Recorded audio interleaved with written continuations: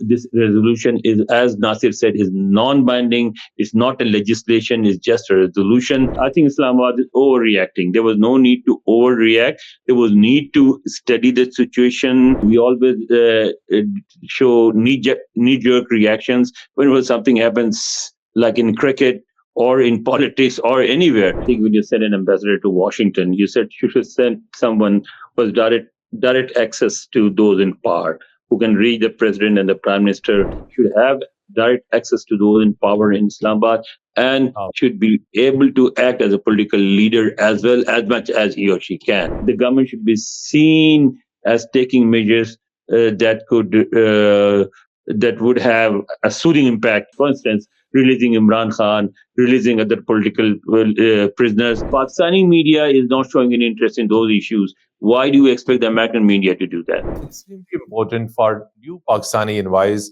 to Washington and to United Nations to remain active and reach out to all segments of the society, including back there.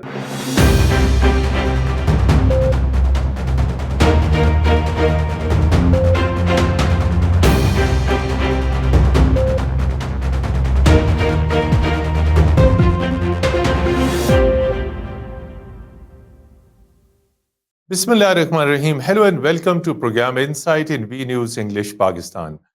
The National Assembly of Pakistan has adopted a resolution today, and this resolution adopted by Pakistani Parliament, Pakistani National Assembly, has rejected the contents of the resolution adopted by US Congress. And the resolution which was earlier adopted by US Congress, that resolution called for investigation into interference and fraud practices about Pakistan's February 8 elections. Islamabad took the American resolution very seriously, rejected its assertions. However, Pakistani Defense Minister reacted more strongly than whatever was commented by Pakistani Foreign Ministry. To discuss this, whether this resolution has any linkage with the change of Pakistan's ambassador to Washington and Pakistan's permanent envoy to United Nations and related developments, we are joined by two different experts and correspondents from two different locations. One, Mr. Nasir Qayyum Khan, who covers United Nations in New York and a senior journalist and analyst. Mr. Nasir Qayyum Khan, warm welcome to program Insight in V News English. Thank you, sir. And as far as Washington is concerned, we are joined by one and only, very renowned, very senior journalist and senior analyst, Mr. Anwar Iqbal from Washington. He covers top institutions like State Department, White House, Pentagon briefing, Congress hearings, and also closely interacts with the Pakistan embassy in the Washington and Pakistani diaspora. Mr. Anwar Iqbal, very warm welcome. Thank you very much. Thank you. We'll start with Mr. Anwar Iqbal in Washington. How you see this, particularly the decision made by government of Pakistan to bring new ambassador to Washington? Do you think this development is linked with the adoption of the US resolution, as Islamabad was quite upset over adoption of this resolution with the US Congress? Do you see any linkage? We can say that it hastened the process, but it was already in the pipeline, because I think the President Ambassador Masood Khan Saab has already completed his tenure, and he was on his way to go back to Islamabad. We raised this issue with him several times, and every time he said that he works at the pleasure of Islamabad, and whenever Islamabad calls him back, he is ready. He will go. He obviously is not a career diplomat. He was a political appointee, and political appointees are usually sent for 2 years and then they're brought back. And besides, they work 100% at the pleasure of the appointing authority, and the appointing authority can bring them back anytime they want, even in the middle of their career. So I think we were expecting this. There is no surprise in here, but of course the resolution did play some role. I mean, like it really persuaded Islamabad to think that they need a new man, a new person, not necessarily man or woman, a new person in Washington who could who could interact with the U.S. Congress more frequently, and who would then try to build a better relationship with the Pakistani community. Although I do not see this change having much of an impact, but yes. So, what do you think? Since now the current ambassador, Mr. Masood Khan, has completed his tenure, new appointment has already been announced by Islamabad, and that is Who is also sorry? I'm interrupting you. Who is coming to New York? to New York, Pakistan's current ambassador to France, Mr. Asim Iftikhar Ahmed. He has already Okay. served. My next question is, because the government in Islamabad was expecting that Pakistani ambassador to Washington will be playing more proactive role in projection of Pakistan, in telling the Congress lawmakers about this democratic transition, new government. In the beginning, there have been greeting and congratulations messages. So, but all of a sudden, what happened? Because this is overwhelming majority of the U.S. Congress has adopted this particular resolution expressing grave concerns. So the Islamabad, the government was expecting that US ambassador could have played this role in preventing this particular resolution. How could how could have the ambassador prevented this? See, why was this resolution adopted? Because a significant majority, a large majority of Pakistani Americans support PTI, whether we like it or not. Number one. Number two, the most influential group within the Pakistani American community is that of Pakistani physicians, doctors. An overwhelming number of Pakistani physicians support Imran Khan. They have even formed an organization called Physicians for Imran Khan. Okay, both these groups, the community in general, and particularly the physicians, they have been campaigning for Imran Khan in the US Congress since his government was toppled. So this did not happen all of a sudden. The resolution was first moved in November 2023, and even before the elections, and before the February elections. Then after the elections, when this perception grew stronger that PTI won the election, that even Mr. Nawaz Sharif, Shahbaz Sharif, Mariam, they all lost the elections, and that almost everybody who is anybody in the PMLN government has is there because the election results were rigged. Now, this is a whether right or wrong, this is the general perception in among the Pakistanis in the United States. I spoke with a former U.S. ambassador yesterday, and he also said that even among Americans, it is generally believed that the election they say that all elections in Pakistan are rigged, but this election probably crossed all limits. So if when a government has this perception, whether right or wrong, it is very difficult for any ambassador to represent that government. What will the new ambassador be required to do? He will have to, first of all, travel around the United States, meet Pakistani Americans, and persuade them to stop supporting Imran. Is it possible? I don't think so. Yes, Mr. Nasir Qayyum Khan from New York. What do you think? As Mr. Anwar Iqbal said, that it's not possible for Pakistani ambassador in Washington to prevent such type of resolutions and to prevent Pakistani Americans in United States to support PTI. Question is not this whether to support PTI or not to support PTI. The question is how to project Pakistani narrative, how to reach out to Pakistani community in United States, telling good stories about Pakistan. But despite these all things, Pakistani ambassador has been meeting and these all things. Coming specifically to this resolution, do you think this resolution adopted by US Congress will have any negative impact on bilateral ties? Because in the past, these bilateral ties were greatly damaged during Pakistan Tehreek-e-Insaf time. So after that, the ties were repaired. Now, this particular resolution has a damaging effect on bilateral relations. What do you think? Well, thank you so much, Mateen Saab. As Anwar Saab spoken very well about the whole situation of this, about the resolution, which was not binding. But the problem is the abrupt or the response from the couple of ministers, federal ministers, was very surprising, because this is a non-binding resolution, and as I said that Anwar Saab has said that PDI enjoys a majority of overseas support of PDI people here, and majority of them are like physicians. The more influential are the physicians.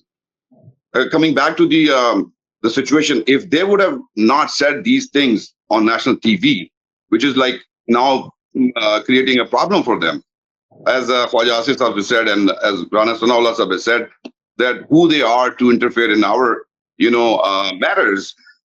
This applies to the I don't want to take, I don't know if you whether like it or not, but they had this different stance a couple of years ago about the same interference.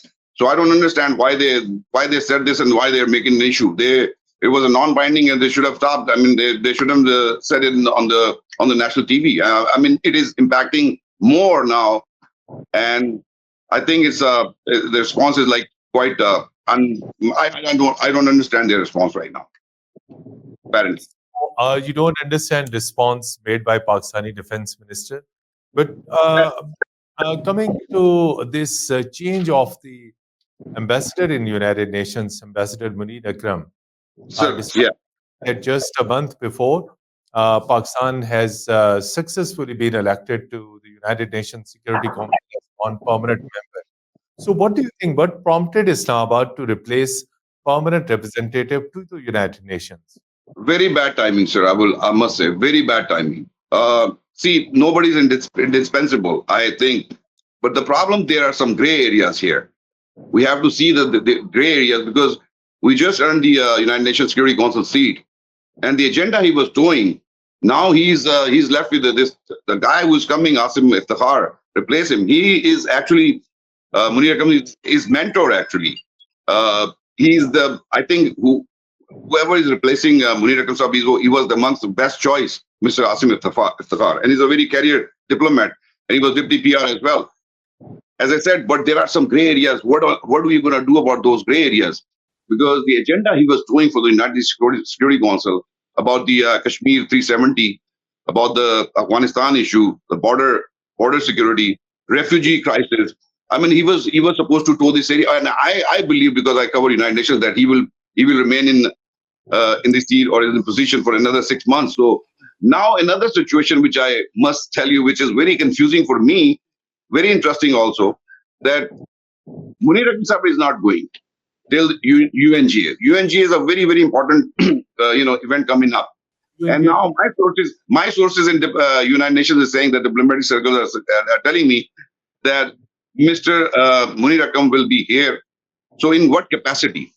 Mr. Asim Iftikhar, the career diplomat, is ambassador in France. If he's coming, so he's coming forward, like tuition or what? How are they both going to go along? So one has to go. So this is making a confusion here. So these areas, the government must take into consideration that this is not that easy, and this is the stakes are very high, especially on the Kashmir issue and the Afghanistan, as I mentioned. And he has an agenda set. I don't know what will happen to that agenda. I'm sorry. May I interrupt? Yes, the General Assembly is in September, right? Yes, sir.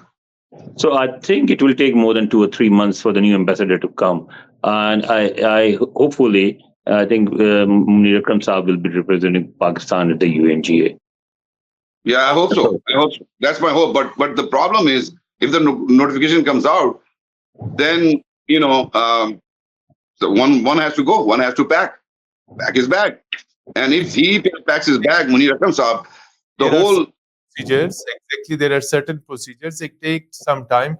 Coming back to Anwar Iqbal Saab, what do you think now? The Foreign Office is sending a young, dynamic ambassador. What do you think? that what would be the key challenges for Rizwan Saab is a good man. He's very hardworking. He has served in Washington as DCM. is he would be facing in Washington? Yeah, well, Mr. Rizwan Saab is not new to Washington. He has served here. He was the deputy chief of mission for 4.5 years, and he was respected and liked by most people. I think he is a good choice. But as I said earlier, it is a very difficult job. It is a very difficult job. You expect him to act as a politician, which is not. He's a diplomat. You want him to travel across the United States and then rile up the Pakistani community against PTI and against Imran Khan and make them pro PMLN and pro government. That is not an ambassador's job. No ambassador will succeed in doing that. So, what are the other key challenges as far as bilateral relations?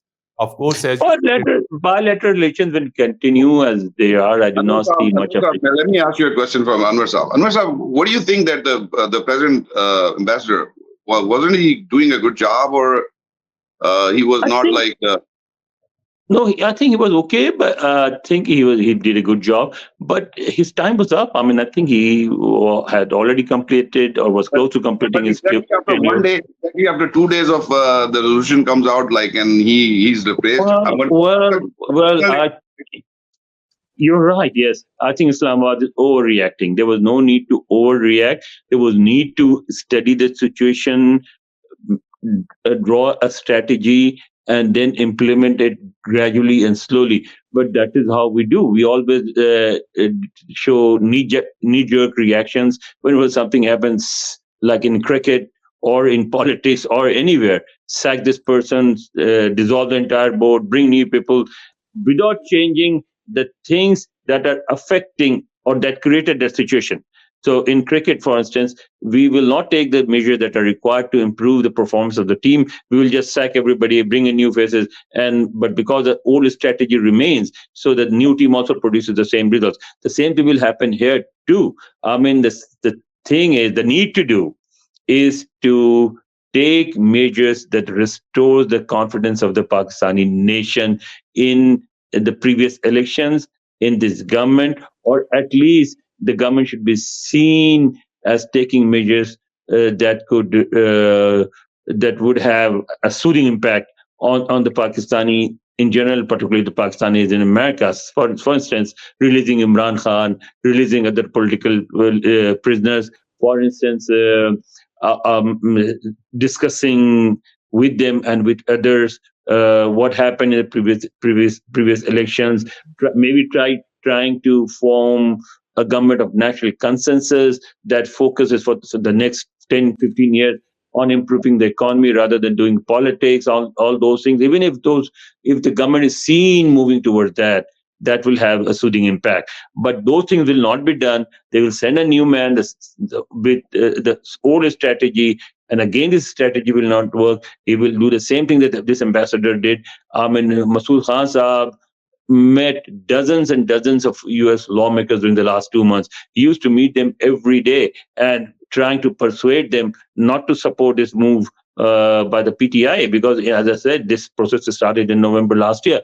But he did not succeed. When you have groups of Pakistanis going to Congress every day and meeting congressmen in their constituencies and everything, most of these Pakistani doctors work in rural areas, and rural areas, after the congressman, the most prominent person is a doctor. So this congressman or woman meets this doctor almost every day, and they have a great influence within this area. So the ambassador cannot be everywhere. He cannot go to every individual congressman, while the Pakistani community can go everywhere. Sorry to interrupt, but what are the other key Pakistani interests? Pakistan has robust security and defense cooperation, trade, economy, IMF program. These are also key challenges which any Pakistani ambassador has to cope and to ensure that Pakistani interests are protected in Washington. I think this is these issues are not under threat, Mateen. The United States has built a relationship with Pakistan. It has improved compared to what it was after the discovery of Osama bin Laden in Abbottabad in 2011. Relations have improved a little bit. Pakistan, the IMF and the World Bank are supporting Pakistan, but obviously in return they will see more stringent measures taken by the government of Pakistan, and that means more tax increase, price hike, and everything. And what scares people on that front is that how long can the Pakistani nation take this price hike and this increase in taxes? Will they be able to pay these taxes? If do not, will they react like the people reacted in Sri Lanka? So again, the problem is domestic, not international. The United States in no mood to break up relations with Pakistan or downgrade its relationship with Pakistan. And the United States will continue to support Pakistan in the World Bank and other places. This resolution is, as Nasir said, is non-binding. It's not a legislation. It's just a resolution. It does not require the government to take any measures. I mean, the U.S. government. Since you're in the United Nations, what do you think? What could be the key challenges for new Pakistani invite to the United Nations, particularly in year 2024? Well, I'm a little bit shocked about this timing of this change. If it happens, as as this news break, it's still a breaking news. I'm not sure when the notification is going to happen, but there are some areas. Nobody's understanding Mr. Munir Akram is not only a diplomat, but he's an economist. The challenges that we're facing right now, mostly the climate change. You remember the flood, the last flood, which almost destroyed our economy and everything, and thousands of people died. He was shuttling between the UN and the Geneva to raise these funds. But the problem is in Pakistan, because if you're copy pasting something and if you don't have your projects, how are you going to get funded? So now this is a it'll be very interesting to see how he managed to do that. And a couple of days back, he was leading a OIC contact group on Islamophobia. This is a very important thing. You must understand this. They're trying to appoint a special envoy on that, and they want to have a mechanism how it's going to work. Islamophobia, 15 March, we'll celebrate, and that's it. But what is the mechanism? What is the way forward to implement it? So there are so many area where Munir comes up working very hard, and since he'll be leaving, hopefully not so soon, but there will be some areas where he has to work very hard, Mr. Wasim Iftikhar. Okay, so Pakistan has also been elected as non-permanent member of the UN Security Council, and Pakistan will start its term from 2025 January. So how you see Pakistan's role as a non-permanent member in the Security Council? Pakistan has to protect certain areas. Of course, the Palestine issue is core issue in Pakistan's foreign policy, Jammu and Kashmir, relations with India, terrorism emanating from Afghanistan. So do you think the new envoy will be able to cope with these all challenges? Particularly, what I know, Mati Saab is a very, he's a career diplomat, and he's pretty, he was a DPR here in United Nations, so he knows the procedures. I'm not saying that he will come and he'll be like a non, a person who doesn't understand the situation, doesn't understand the mechanism. But the problem is he was in command right now. The timing is bad to change Mr. Munir Akram right now. So what I'm saying is, like, when you go forward, when you take this permanent seat, there'll be 3 or 4 major points which you need to take steps on. This Kashmir issue, as you mentioned, the 370, they're still going on. They're not retreating from that. They're not retreating from that. But in fact, they're saying that they will continue with the other plans as well. And you has mentioned the one border issue, and then the climate issue. There's so many issues right now. So I'm not sure there's a right move to replace Mr. Munir Akram at this point of time. And I hope that they will, I don't know, they will reconsider or something, or, just give him some time so he can at least, say something, or, but there are 3 or 4 key issues: the Islamophobic issue, the Kashmir issue, the Afghan issue, the border terrorism, cross-border terrorism, and also Unmogip, because the Unmogip, he just met with the Unmogip chief, and there was a breakthrough because the Indians are not allowing Unmogip people, their new Delhi office is closed. Pakistani nation should know this, that from our side, they can observe the bullets and everything which is firing, but from their side of the Kashmir, Indian side of the Kashmir, nobody knows because they have no access. Unmogip, India not allowing Unmogip United Nations to go to their part of the Kashmir, Indian occupied Kashmir, to see what's going on, because they have to take this route from Sialkot, and sometimes they have to take this thousands and thousands of miles. So they just closed the whole thing, and he was pursuing this thing that please let the man, and he was fighting for it. He said that let India know this, that this is not going to work.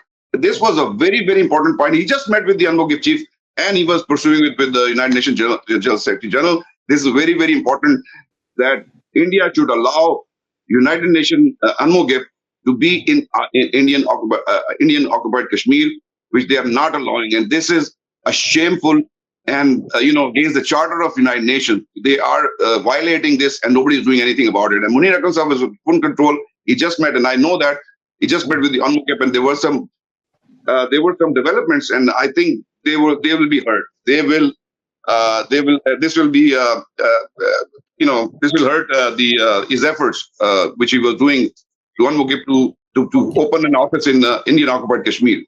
Okay. Anwar Iqbal Saab, we are getting very closer to the closing of the time. So tell us, you have been interacting with the political ambassadors, with the former army generals, and of course, career diplomats.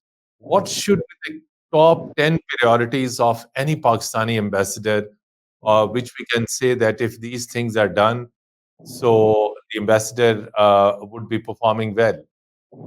First of all, I think when you send an ambassador to Washington, you said you should send someone who has direct access to those in power, who can reach the president and the prime minister when he or she wants, like Malia Lodi did, like Shadi Rahman did, because there are situations in Washington when the ambassador needs direct access to those people, and they need immediate decision. And these two were able to, even Hossein Haqqani was able to, because they were political appointees with links to those in power, and they could persuade Islamabad to take quick decisions. Number two, they should send somebody who's good at interacting with people. A pure bureaucratic attitude will not work here, because now there's one thing they must understand, that Pakistani American community now has been here for 30-40 years. They have developed their roots. They are becoming a part of the American political system. They have a certain influence. They have started using that influence, and this will only increase. Their influence will increase, their activities will increase, and the ambassador will have to stay engaged. So these two things are very important. Number one, whoever comes should have direct access to those in power in Islamabad, and should be able to act as a political leader as well, as much as he or she can.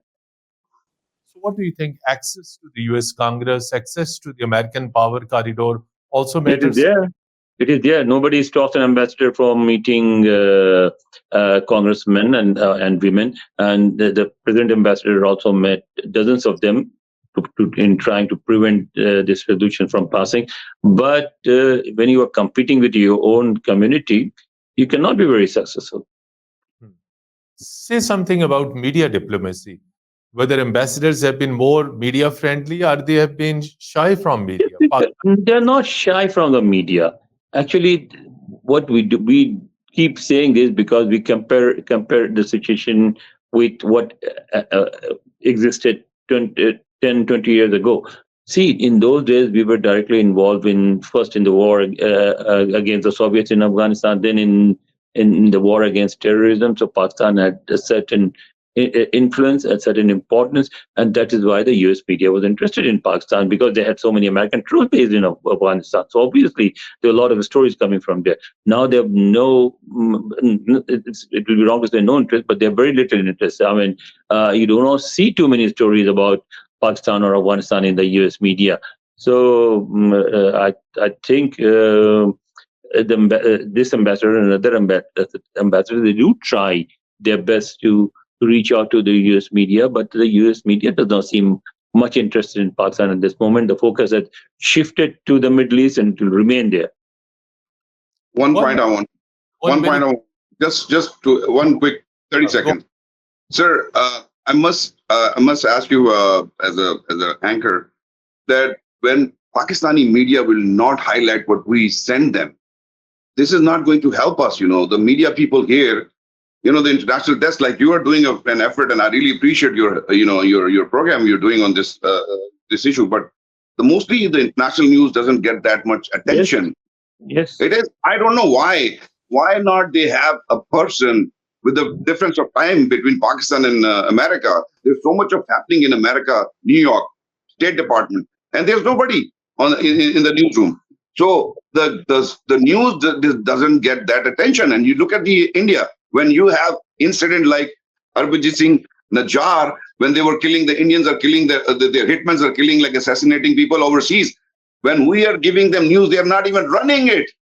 So well, this is Mateen, a very important point, that when the Pakistani media is not showing any interest in those issues, why do you expect the American media to do that? Exactly. Thank you so much. That was my point, sir. Thank you so much indeed, Mr. Nasir Qayyum Khan, Pakistani journalist and analyst from United Nations in New York, and senior most journalist, Mr. Anwar Iqbal, based in Washington, who answered different questions. And dear listeners, before we conclude, it's extremely important for new Pakistani envoys to Washington and to United Nations to remain active and reach out to all segments of the society, including back their own government in Islamabad, Pakistani students in United States, Pakistani diaspora in United States, American think tanks, American media, American politicians, and should remain again active and should have a proactive approach whenever there is any issue or whenever there is any crisis, like recently when US resolution was adopted. Once again, Anwar Iqbal Sahab and Nasir Qayyum Sahab, thank you so Thank much you. for joining Thank you, sir. program Night in Videos English Pakistan. Till our next program, goodbye from our studios.